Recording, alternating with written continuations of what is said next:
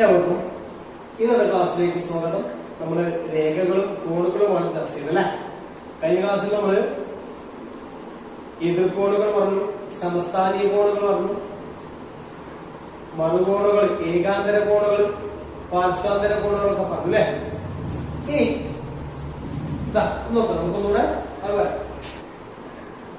രണ്ട് രേഖകൾ പരസ്പരം ഖണ്ഡിക്കുമ്പോഴുണ്ടാകുന്ന ഇതാണ് എതിർകോണുകൾ. ഇത് രണ്ടും ഒരേ അളവായിരിക്കും. ഇത് 70 ഡിഗ്രി ആണെങ്കിൽ ഇതും 70 ആയിരിക്കും, 115 ആണെങ്കിൽ ഇതും 115. അതുപോലെ ഈ രണ്ട് കോണുകളും എതിർകോണുകളാണ്. അപ്പൊ രണ്ട് രേഖകൾ പരസ്പരം ഖണ്ഡിക്കുമ്പോൾ എതിർകോണുകൾ തുല്യമായിരിക്കും. നമുക്ക് അല്ലെ. പിന്നെ എതിർകോണ്, മറുകോണ്, പാർശ്വാന്തര കോണൊക്കെ പോലെ ഇത് രണ്ട് രേഖകളാണ്, സമാന്തരമല്ല. നമുക്കറിയാം ഈ രേഖ കുറച്ചുകൂടെ ചെന്നാൽ ഇവർ തമ്മിൽ കൂട്ടിമുട്ടും, സമാന്തരമല്ല. നമ്മൾ പറഞ്ഞു പാർശ്വാന്തര കോണ്, സമസ്ഥാനീയ കോണൊക്കെ പറഞ്ഞു. ഇതും ഒരു ജോഡി സമസ്ഥാനീയ കോണുകളാണ്. അതുപോലെ ഇതും വേറെ ഒരു ജോഡി സമസ്ഥാനീയങ്ങളാണ്. ഈ കോണും സമസ്ഥാനീയങ്ങളാണ്. ഇതും സമസ്ഥാനീയങ്ങളാണ്. ഓക്കെ. പിന്നെ നമുക്കറിയാം ഈ രണ്ടെണ്ണം എതിർകോണുകളാണ്, തുല്യമാണ്. ഇത് എതിർകോണുകൾ തുല്യമാണ്. ഈ എതിർകോണുകളാണ് തുല്യമാണ്, എതിർകോണുകളാണ് തുല്യമാണ്. പിന്നെ നമ്മൾ പറഞ്ഞു മറുകോണുകൾ അല്ലെ, ഏകാന്തര കോണുകൾ. ഇതും ഏകാന്തര കോണുകളാണ്. ഈ ഷേപ്പിൽ വരുന്നത്, സെഡ് ഷേപ്പിൽ വരുന്നത്. ഓക്കെ. ഇങ്ങനെ വന്നിട്ട് ഇങ്ങനെ എത്തും പറ്റും. ഈ ഷേപ്പിൽ വരുന്നതാണ് ഏകാന്തര കോണുകൾ. സമാന്തരമല്ല, സമാന്തരമാകുമ്പോഴുള്ള പ്രത്യേകത. പിന്നെ നമ്മൾ പറഞ്ഞു പാർശ്വാന്തര കോണുകൾ. ഇതും ഈ ഒരു കൂടിനുള്ളിലാണ് പാർശ്വ അന്തരം. ഇത് പാർശ്വാന്തര കോണുകളാണ്, പ്രത്യേകത നമുക്ക് പറയാം. അതുപോലെ ഇതും പാർശ്വാന്തര കോണാണ്, തുല്യമല്ല, പാർശ്വാന്തര കോണുകളാണ് അവസ്ഥ. ഈ കാര്യങ്ങളൊക്കെ നമ്മൾ പറഞ്ഞു.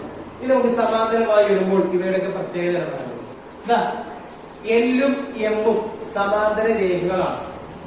സമാന്തര രേഖകളാണെങ്കിലേ ഈ പറയുന്ന പ്രത്യേകത ഒക്കെ ശരിയാവുള്ളൂ. സമാന്തരമല്ലെങ്കിൽ പേരുകൾ പറയാമെന്നല്ലാതെ പ്രത്യേകത ശരിയാവണമെങ്കിൽ സമാന്തരമാണ്. എല്ലും എമ്മും സമാന്തര രേഖകളാണ്. ഇവർ തമ്മിൽ കൂട്ടിമുട്ടുന്നില്ല, സമാന്തരമാണ്. അങ്ങനെയാണെങ്കിൽ ഇത് സമസ്ഥാനീയമാണല്ലോ. ഈ സമസ്ഥാനീയ കോണുകൾ തുല്യമായിരിക്കും. വേറെ ഒരു സമസ്ഥാനീയ കോണ് എന്താ? ഇതും ഇങ്ങനെ വന്നിട്ട് കണ്ടാ, ഇത് മനസ്സിലായി. ഇങ്ങനെ വന്നിട്ട് ഇങ്ങനെ പോകും, അതേമാതിരിയാണ് ഇവിടെ സമസ്ഥാനീയമാണ്. ഇതെങ്ങനെ? ഇങ്ങനെ വന്നിട്ട് ഇങ്ങനെ, അതെന്നെയാണ് ഇത്. പിന്നെ ഈ കോൺ 3 എന്ന രേഖപ്പെടുത്തിയ കോണില്ലേ, അതെങ്ങനെയാണ്? ഇങ്ങനെ വന്നിട്ട് ഇങ്ങനെയാണ്. അതുപോലെയാണ് ഈ 3. ഇതും ഒരേ അളവായിരിക്കും. അതുപോലെ ഈ 4 കണ്ടാ, അത് തന്നെയായിരിക്കും ഈ 4. അപ്പൊ ഓരോ ജോഡി സമസ്ഥാനീയ കോണുകൾ തുല്യമായിരിക്കും. രണ്ട് സമാന്തരകളെ ഒരു ഛേദം ഖണ്ഡിക്കുമ്പോഴുണ്ടാകുന്ന ഓരോ ജോഡി സമസ്ഥാനീയ കോണുകളും തുല്യമായിരിക്കും. ഓക്കെ. പിന്നെ എതിർകോണുകൾ നമുക്ക് അറിയാം, അതിന് സമാന്തര ആവശ്യമില്ല. രണ്ട് രേഖകൾ ഉണ്ടാകും, രണ്ട് രേഖ കൂട്ടിമുട്ടാൻ എതിർകോണുകൾ ഉണ്ടാവും, തുല്യമാവും. ഓക്കെ. അതിന് സമാന്തരം എന്നുള്ള മൂന്നാമത്തെ വരേണ്ട ആവശ്യമില്ല, രണ്ട് വരകൾ മതി കൂട്ടിമുട്ടും. ഓക്കെ. ഏതൊക്കെ എതിർകോണുകൾ? ഇതും അല്ലെ. അതുപോലെ ഇത് രണ്ടും ഒരേ സംഖ്യ ആയിരിക്കും. ഇത് രണ്ടും ഒരേ സംഖ്യ. ഇത് 40 ഡിഗ്രി ആണ്, ഇത് 40. ഇത് 75 ആണോ? ഇത് 75. ഇത് രണ്ടും ഒരേ സംഖ്യ, ഇത് രണ്ടും ഒരേ സംഖ്യ. അത് എതിർക്കോണം. ഓക്കെ. നമുക്ക് ഏകാന്തര കോണുകൾ ഈ ഷേപ്പിൽ വരുന്ന, സെഡ് ഷേപ്പിൽ വരുന്ന, സെഡ് തിരിച്ചിട്ട് വരുന്നോ, ഇങ്ങനെ വരും. അതുപോലെ എൻ ഷേപ്പിൽ, എന് തിരിഞ്ഞു വരുന്ന ഈ ഷേപ്പിലൊക്കെയാണ് ഏകാന്തര കോൺ അല്ലെങ്കിൽ മറുകോണ്. നോക്കാം. ഈ കോണും ഇത് രണ്ടും ഇങ്ങനെ വന്നിട്ട് ഇങ്ങനെ കണ്ട, ഒരു സെഡ് ഫോം ചെയ്യുന്ന കണ്ട, ഇത് രണ്ടും ഏകാന്തര കോണുകളാണ്, ഒരേ അളവായിരിക്കും.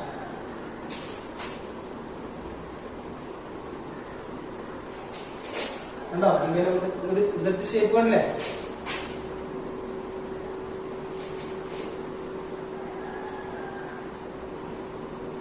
ഈ കോണ് തന്നെയായിരിക്കും ഈ കണ്ടോ, മറ്റൊരു സെഡ് കണ്ട, ഇതാണ് ഏകാന്തര കോൺ.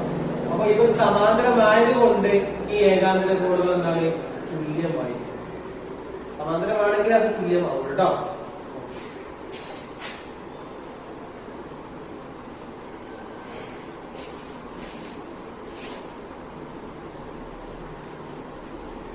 ഇനി പാർശ്വാന്തര കോണുകൾ അന്തർ ഉള്ളിലാണ്. പാർശ്വ അന്തർ ഇത് രണ്ടും ഇനി കൂടിന്റെ ഉള്ളിലാണ്. ഇത് രണ്ടും അനുകൂലകമായിരിക്കും എന്ന് പറഞ്ഞാൽ കൂട്ടിയാൽ 150 തുല്യമെന്നല്ല, ചിലപ്പോ തുല്യമായാലും വരും. കൂട്ടിയാൽ 150. ഇത് 100 ആണെങ്കിൽ 80 ഉണ്ടാവും. ഇത് 140 ആണോ 40 ഉണ്ടാവും. ഇത് 110 ആണോ ഇത് 70. ഇത് രണ്ടും കൂട്ടിയാൽ 150 ആയിരിക്കും. അതുപോലെ തന്നെയാണ് ഈ കോണും ഈ കോണും തുല്യമാവുന്നില്ല, പക്ഷെ ഇത് കൂട്ടിയപ്പോൾ എന്തായിരിക്കും 180 ആയിരിക്കും. അതാണ് പാർശ്വാന്തര കോണുകൾ. എതിർകോണുകൾ തുല്യമായിരിക്കും, സമസ്ഥാനീയ കോണുകൾ തുല്യമായിരിക്കും, ഏകാന്തര കോണുകൾ തുല്യമായിരിക്കും. പാർശ്വാന്തര കോണുകൾ തുല്യമെന്നല്ല, തുല്യ എത്രയിലാവും. പാർശ്വാന്തര കോണുകൾ അനുകൂലകമായിരിക്കും എന്ന് പറഞ്ഞാൽ കൂട്ടിയാൽ 180 ഡിഗ്രി കിട്ടുന്ന രണ്ട് സംഖ്യകളായിരിക്കും ഇത് കിട്ടുക. ഓക്കെ, നടന്നു. സമാന്തരമാണെങ്കിൽ നമ്മളെ തുല്യങ്ങളാവും. ഇനി അതിനെ തിരിച്ചു പറയാം. അതായത് ഇത് രണ്ട് രേഖകളാണ്, പിയും ക്യൂ. സമാന്തരമാണെന്ന് പറഞ്ഞില്ല. ഇത് എം എന്ന് അതിനെ ശരിക്കുന്നു. ഇത് സമാന്തരമാണെന്ന് പറഞ്ഞില്ല.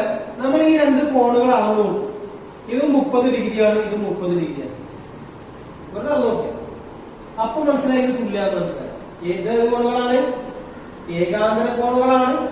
ഏകാന്തര കോണുകൾ തുല്യമായിട്ടുണ്ട്. അങ്ങനെയാണ് എങ്കിൽ ഈ രണ്ട് രേഖകളും എന്തായിരിക്കുമല്ലോ? സമാന്തരമായിരിക്കും. സമാന്തരമാണെങ്കിൽ നമുക്കറിയാം എന്തായിരിക്കും? ഏകാന്തര കോൺ തുല്യമാവില്ലേ? സമസ്ഥാനീയ കോണുകൾ തുല്യമാവും, പാർശ്വാന്തര കോൺ അനുകൂലമാവും പഠിച്ചു. എന്നാൽ ഇത് സമാന്തരമാണെന്ന് അറിയില്ല. നമ്മൾ ഈ ഏകാന്തര കോണാണെന്ന് നോക്കിയപ്പോ നമുക്ക് തുല്യം കിട്ടി. അങ്ങനെയാണെങ്കിൽ പിയും ക്യൂയും എന്തായിരിക്കും? സമാന്തര രേഖകളായിരിക്കും. ഓക്കെ, അതുപോലെ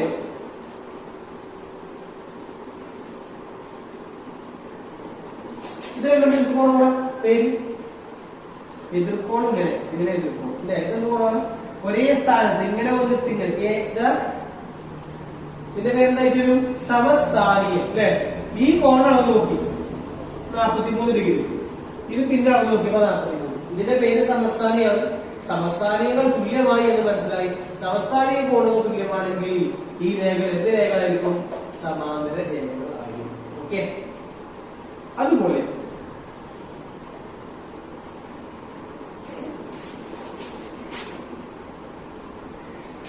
ഈ കോണും ഈ കോണാണ് നോക്കും. ഇത് 105 ഡിഗ്രി, ഇത് 75 ഡിഗ്രി. തുല്യമാണല്ലോ, തുല്യമാണോ?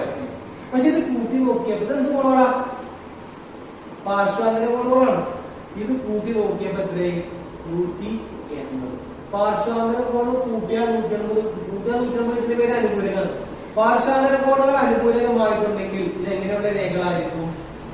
സമാന്തര രേഖകളായിരിക്കും. അപ്പൊ ഓർക്കുക, സമാന്തര രേഖകളാണ് എങ്കിൽ എതിർക്കോണുകൾ വേണമെന്നുണ്ടാവും. സമാന്തരമാവുന്നില്ല, ഒരു രേഖ കൂട്ടി മുട്ടിയാവും. എതിർക്കോണുകൾ ഏകാന്തര കോണുകൾ തുല്യമായിരിക്കും. പാർശ്വാന്തര കോണുകൾ അനുകൂലകം, സമസ്ഥാനീയ കോൺ തുല്യമായിരിക്കും സമാന്തരമാണെങ്കിൽ. ഇനി സമാന്തരം എന്ന് പറഞ്ഞില്ല, രണ്ട് രേഖകളെ ഒരാൾ ഗണിച്ചു. അപ്പൊ ഉണ്ടാകുന്ന ഏകാന്തര കോണ തുല്യമാണ് എങ്കിൽ അവർ സമാന്തരങ്ങളായിരിക്കും. സമസ്ഥാനീയ കോണുകൾ തുല്യമാണെങ്കിൽ അവർ സമാന്തരമായിരിക്കും. പാർശ്വാന്തര കോണുകൾ അനുകൂലകമാണെങ്കിൽ അവ സമാന്തരമായിരിക്കും. അപ്പോ തിരിച്ചും മറിച്ചും പറയാൻ പറ്റും. Okay, okay. ഒരു ക്വസ്റ്റ്യൻ. എല്ലും എമ്മും സമാന്തര രേഖകളാണ്. എൽ സമാന്തരം, പി എന്ന രേഖ അവയെ ഗണ്ണിക്കാൻ കുറിച്ചു പോകും. ഈ കോൺ തന്നിരിക്കുന്നു 80 ഡിഗ്രിയാണ്. ഇവിടെ 1, 2, 4 കോൺ വഴി 4 കോൺ 8 കോണുണ്ട് അല്ലെ? അതിൽ ഈ കോൺ 80 ഡിഗ്രിയാണ്. ബാക്കി വരുന്ന 1, 2, 3, 4, 5, 6, 7 ആ 7 കോണുകളും കാണുമ്പോഴാണ് ചോദ്യം. ഇത് മനസ്സിലായല്ലോ? പറഞ്ഞില്ല. ഇത് 80 ഡിഗ്രി ആണെങ്കിൽ ഇത് എത്രയായിരിക്കും? 80 ഡിഗ്രി അല്ലെ? കാരണം എന്താ? എതിർക്കോണുകളാണ്. ഇതേ സ്ഥാനത്തുള്ള ഒരു കോൺ പറഞ്ഞാൽ ഇങ്ങനെ വന്നിട്ട് ഇങ്ങനെ സമസ്ഥാനീയം 80 അല്ലേ? ഇനി ഇതിന്റെ എതിർക്കോണം നോക്കാം. ഇത് 80 അല്ലെങ്കിൽ പാടില്ല. ഇതിന്റെ അതേ സമസ്ഥാനീയമാണ്. ഇതിന്റെ സമസ്ഥാനീയാണ് അല്ലേ? ഇത് നമുക്കറിയാം. ഈ കോണും ഈ കോണും കൂട്ടിയാൽ 180 ആണ്. ഒരു രേഖയിൽ രണ്ട് കോണും കൂട്ടിയാൽ 180. ഇത് 80 ആകുമ്പോ ഇത് 100 ഉണ്ടാവും. എന്നാ പിന്നെ ആലോചിക്കല്ല, ഇത് 100. ഇവർ തമ്മിൽ എതിരാണ്. ഇത് കോണാണ്. ഈ 100ന്റെ അതേ സ്ഥാനത്താണ് ഈ 100. സമസ്ഥാനീയമാണ്. ഇത് 100. ഇത് രണ്ടും എന്താ? ഇതിന്റെ എതിർക്കോണം 100 അല്ലെങ്കിൽ ഇത് രണ്ടും സമസ്ഥാനീയ കോണും. അത് ഈ കോണും ഇത് രണ്ടും ഒരേ സംഖ്യയായിരിക്കും. 1, 2, 3, 4 ഒരേ സംഖ്യ, 5, 6, 7 ഒരേ സംഖ്യ. 80 നോക്കിയാണെന്ന് മനസ്സിലാവും. ഇത് രണ്ട് സമസ്ഥാനിയാണ്. ഈ 80 ഈ 80 സമസ്ഥാനിയാണ്. ഈ 280 എതിർക്കോണം. ഇങ്ങനെ നോക്കിയാൽ എതിർക്കോണം. ഇതും ഇതും സമസ്ഥാനിയാണ്. ആ 3 ഈ 3 സമസ്ഥാനം. പാർശ്വാന്തര കോൺ ഇതാ ഉള്ളിത്തെ 2 കുട്ടികൾ നോക്കിണ്ടാ കേട്ടാ. ഓക്കെ അല്ലേ? അടുത്ത ദിവസം ഇവിടെ കോണുകൾ ഉണ്ട് കേട്ടോ. 30 ഉണ്ട്, 2x x ഉണ്ട്, a ഉണ്ട്, c ഉണ്ട്, b ഉണ്ട്, e ഉണ്ട്, d ഉണ്ട്. ചോദ്യം ഏതാണ്? എക്സിന്റെ ഏത് വിലക്കാണ് ACB എന്നുള്ളത് ഇതൊരു വരിയാകാം. ഇതിന് ഒടിവുണ്ടോ ഇല്ല എന്നുള്ളത് ചിലപ്പോൾ ഒടിവുണ്ടാകും. ചോദ്യമാണ് എക്സ് എത്ര ഡിഗ്രി ആകുമ്പോഴാണ് ഇതൊരു വരിയാകുന്നത്? A ഇവിടെയും C ഇവിടെയും B ഇവിടെയാണെങ്കിൽ ഇവരെങ്ങനെ വരച്ചാലും ഒടിവുണ്ടാകും. അത് 3 ഒരു വരിയിലാവണമെങ്കിൽ എയും സിയും ബിയും ഒരു വരിയിലാവണമെങ്കിൽ എക്സിന്റെ വില എത്രയാണെന്ന് ചോദിച്ചു. ഓക്കെ, നമുക്കറിയാം ഒരു വര ഇവിടുന്ന് ഈ കോണും കൂട്ടിയാൽ 100. ഇവിടെ എത്ര കോണുണ്ടെങ്കിലും അവരുടെയൊക്കെ തുക കൂട്ടിയാൽ 100 കണ്ട ഒരു കൊട്രാക്ട്. ഇതിങ്ങനെ വന്നിട്ട് ഇങ്ങനെ കണ്ടാൽ നമുക്കറിയാം ഇവിടെ ഒരു ഒടിവുണ്ട്. അതുകൊണ്ട് ഇതൊരു വരയല്ല. അതുകൊണ്ട് ഈ കോണ് കൂട്ടിയാൽ 180 ഡിഗ്രി ആവില്ല, കൊട്രാക്ട് ആവില്ല. ഇങ്ങനെ വന്നിട്ട് ഇങ്ങനെയാണെങ്കിൽ ഈ കോണ് കൂട്ടിയാൽ 180 ഡിഗ്രിയേക്കാൾ കൂടുതൽ നേരെ പോകുമ്പോൾ കൂട്ടുമ്പോൾ. അപ്പൊ ഇത് 3 ഒരു വരിയുടെ പോയിന്റുകളാവണമെങ്കിൽ എക്സിന്റെ വില എത്രയാണ്? നമുക്കറിയാം ഒരു വരയാവണമെങ്കിൽ ഈ 3 കോണ് എത്ര കോണാവും? കൂട്ടിയാൽ 180. അപ്പൊ ഏതൊക്കെയാണ്? എക്സ് ആണ് ഒരു കോണ്, പിന്നെ 2x ആണ്, പിന്നെ 30 ആണ്. ഈ 3 കൂട്ടി എത്രയാകണം? 180 ഡിഗ്രി ആവണം. അപ്പോൾ ഒരു വരയാവുള്ളൂ. ഇത് 1x ആണ്. 1x 2x കൂട്ടിയാൽ 3x ആണ്. പിന്നെ ഒരു 30 ഉണ്ട്, അപ്പുറത്തെ 180. ഓക്കെ, ഈ 180 ഇവിടെ ഇതാ, 3x ഇവിടെ ഇല്ല, പ്ലസ് 30 അങ്ങോട്ട് പോകുമ്പോൾ മൈനസ് 30. 180 ഇപ്പൊ എത്ര? 180 അല്ലേ? 180 അല്ലേ? ഓക്കെ, എന്ത് 3x സമം 180. അതുകൊണ്ട് x സമം 180/3. 180 എത്ര 3 ഉണ്ട്? 50. എക്സിന്റെ വില 50.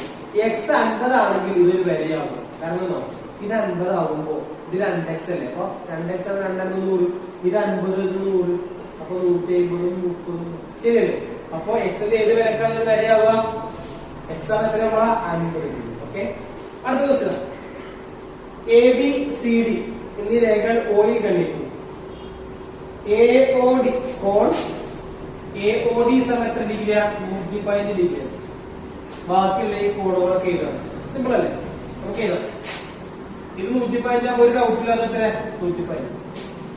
ഇത് 2 തുല്യമാണ്, 2 തുല്യമാണ്. ആ 2 സംഖ്യ ഓക്കെ 115. ഇത് 2 തുല്യമാണ്. ഈ കോണും കൂട്ടിയാൽ 180. ഇത് 2 കൂട്ടിയാൽ 180. ഇത് 2 കൂട്ടിയാൽ 180. ഇത് 2 കൂട്ടിയാൽ 180. ഇങ്ങനെ തുല്യമാണ്, ഇങ്ങനെ തുല്യമാണ്. അടുത്തുള്ള കോണം കൂട്ടിയാൽ 180. അപ്പൊ 115 180 115 കുറച്ചാൽ മതി. 180 115 കുറക്കാം. 15 7 3 6 0 65. ഈ 2 കോണുകൾ എത്ര?